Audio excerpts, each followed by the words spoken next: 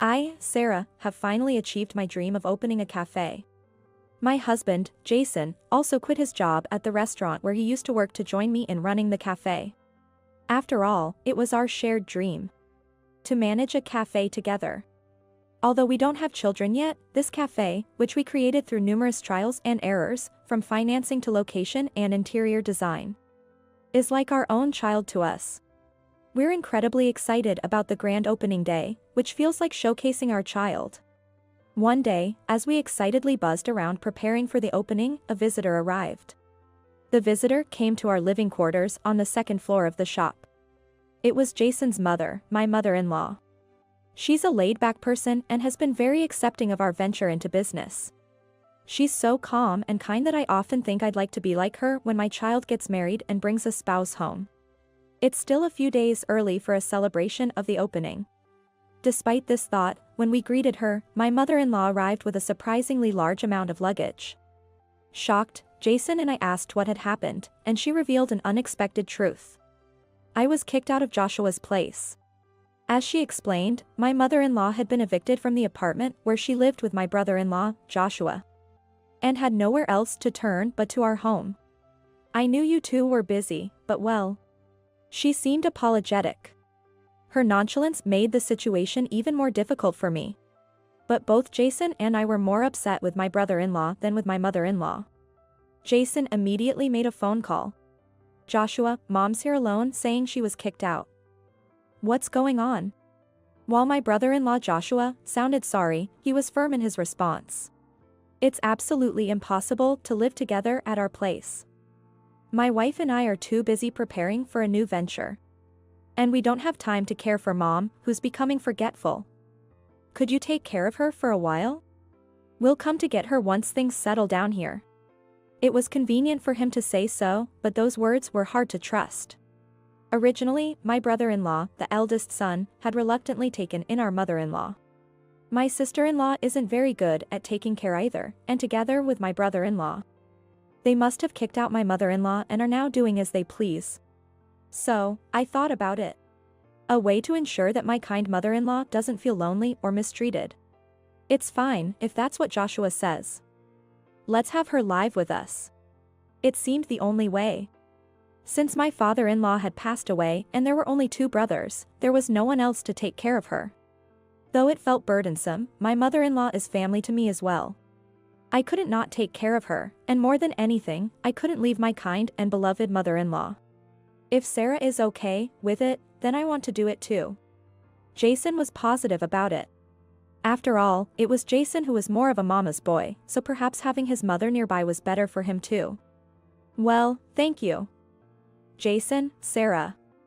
I need to think of something to thank you with. My mother-in-law seemed somewhat aware and unaware of the situation at the same time. She only gave a nonchalant response. Maybe I could cook every day? Oh, but you two are running a food business, so there's no need for me to cook, right? Helping family is natural, I think. But since she offered to thank us, Jason and I thought maybe she could help out at the store occasionally. If you don't mind, would you be willing to help out at the store sometimes? Chatting with customers, making desserts. I think it would be fun to have those moments. I said to my mother-in-law. That's true. If it helps you too, I'd like to do anything. My mother-in-law happily agreed. Considering it an extension of household chores, she would probably get used to cooking in no time. Jason and I discussed maybe having her mainly help with cooking. With the direction of the conversation settled, we went downstairs to show her around the store. As we walked around the cafe on the first floor and introduced her to the menu for the opening, my usually slow-paced mother-in-law suddenly became alert and started speaking her mind clearly. Jason, Sarah, this store won't catch on as it is now. There's still time to turn things around, so get ready immediately. We were taken aback by the assertive idea my mother-in-law suddenly proposed next. For instance, she suggested that, given the current retro trend, even a new shop should have vintage interior decorations and background music. She also recommended adding to the menu dishes she enjoyed in her youth to attract not only the young people riding the retro wave but also the elderly clientele. Furthermore, she pointed out that traditional candy stores have become scarce in this town. So we should set up a candy corner to allow customers who purchase there to dine in, attracting families with children. Each idea was innovative and tailored to the needs of the community. Her suggestions were so spot on that we couldn't help but agree, and under her direction, we quickly began preparations. A few days after our mother-in-law moved in with us, our long-awaited shop opened, and a month has since passed. Typically, a shop with no future would see a decrease in customers after a month, but our shop didn't have to worry about that. Our cafe is so popular that there's a line of customers every day. All of this is thanks to our mother-in-law. Sarah, the sandwich for table 3 is ready. Could you bring it? Sure, right away. Though we're busy, every day is fulfilling. Having our mother-in-law come to stay with us at that time might have been a stroke of luck.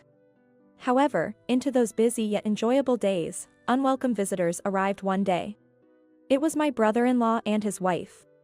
We're from the same town, so we've heard the rumors. It seems your cafe is doing quite well. And I hear Mom is being called that a celebrity grandma waitress. With a sneer, my brother-in-law looked around the shop and made his comment. Actually, we've been thinking of starting our own shop. A bubble tea shop, which has been a huge trend since last year. We came to take Mom back so she can help us out. We're here to pick her up.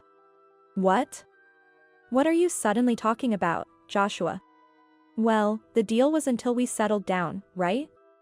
Now's the time. So, give Mom back. You guys have had enough luck from her, right? Now it's our turn. He demanded our mother-in-law back as if she were a lucky charm that could easily be returned. Despite his words, the real challenge for our cafe, which the three of us built together, is just beginning. Our mother-in-law is already contributing as a full-time employee.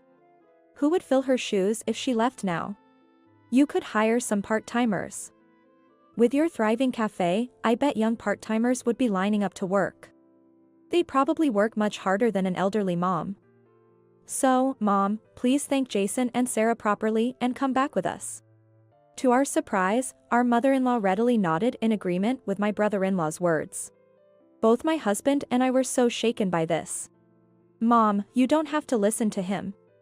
You should stay where you want to be.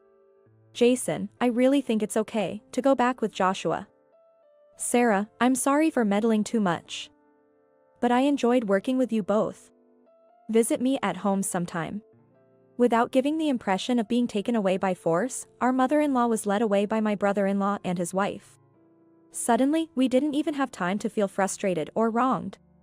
However, without the lubricant-like presence of our mother-in-law, both our shop and our home felt a tad lonelier.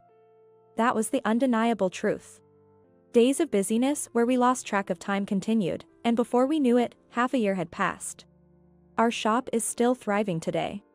Undoubtedly, this success is thanks to the advice we received from our mother-in-law, who we haven't heard from since. I wonder if she's doing well.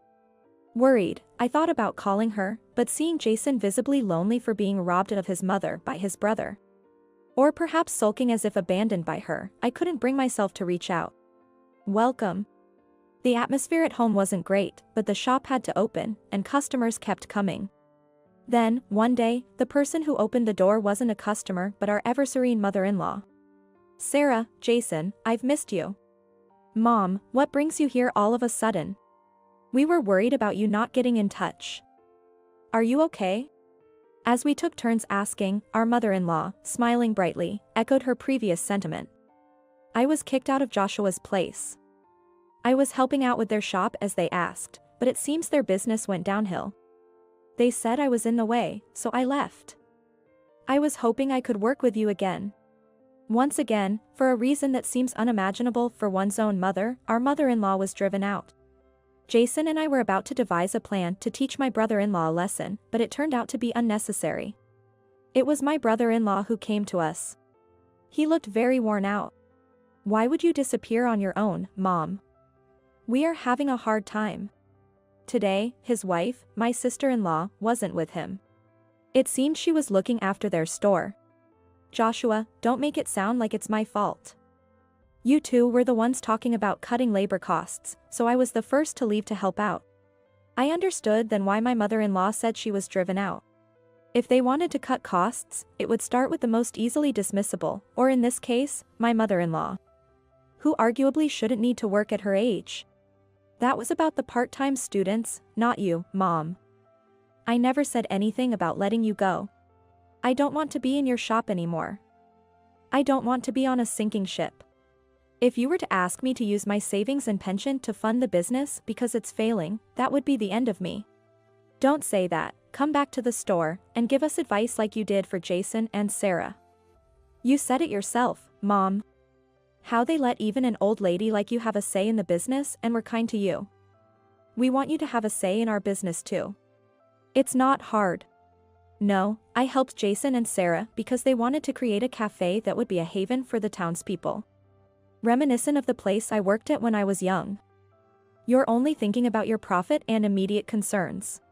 That's not true. I opened a shop selling trendy sweets to help revitalize the community. Do you really think so? Trends among the young change quickly. You don't have the adaptability to keep up with those changes. Especially as a novice in business management. Even if something is trending, young people are discerning and will move to a better place if one exists. Your shop might be new and clean. But the lack of trained staff means the service is poor, making customers uncomfortable. You might be good at financial calculations from your corporate job, but you have no skill in managing a shop. It's sad to see your employees exhausted from aimless hard work. My mother-in-law sighed, continuing with a look of sorrow as if lamenting her own son's situation. Small-town food establishments can't just mindlessly sell what's popular among the young. You completely fail to understand and capture the customers' hearts. I wonder if you're really suited for the service industry. As a former cafe waitress, it makes me even sadder. I can't and don't want to work in your shop. You could have said something right from the start. You were quick to give advice to Jason, but you treated my situation carelessly. Even if I wanted to, your shop targeted the young from the start. There wasn't much for an old lady like me to say. I can't possibly understand everything about the youth. I'm just an old lady who used to be a waitress. Don't expect too much from me. Now. Please don't cause a scene at Jason and Sarah's shop any longer. Joshua, you should go back and do what you're good at, handling the finances. After being harshly criticized by his mother, my brother-in-law finally lost his temper. Enough, we're going back. If you say you only know about cafes, then I'll change our business to a cafe. Then you can give us the same kind of advice you gave to Jason and make me a fortune. He grabbed my mother-in-law's arm, trying to take her away. My husband and I intervened, holding back my brother-in-law. Having heard enough, both my husband and I couldn't hold back any longer and spoke our minds. A person who can't even cherish his own mother can't possibly care for customers. Please go home alone. And don't come to see her again. She's a part of our team, not a tool for making your money. My husband threatened to call the police if the commotion continued, and that finally made my brother-in-law leave. Afterward, my brother-in-law and his wife, who mistreated my mother-in-law, inevitably failed in their business and had to declare bankruptcy. Moreover, they were sued by their part-time employees for power harassment and unpaid wages, resulting in a hefty compensation payout. The couple divorced, and my brother-in-law was also demanded alimony, plunging him into even deeper debt. Having treated his own mother so poorly, my brother-in-law could no longer rely on his family. He would have to live modestly, working to slowly pay off his debts. Hearing about my brother-in-law through relatives, my mother-in-law seemed utterly indifferent and had no intention of offering help. I don't have time to bother with that child. I'm going to be a grandmother. I'm looking forward to taking care of my grandchild. Indeed, neither my mother-in-law nor we had the luxury to worry about my brother-in-law.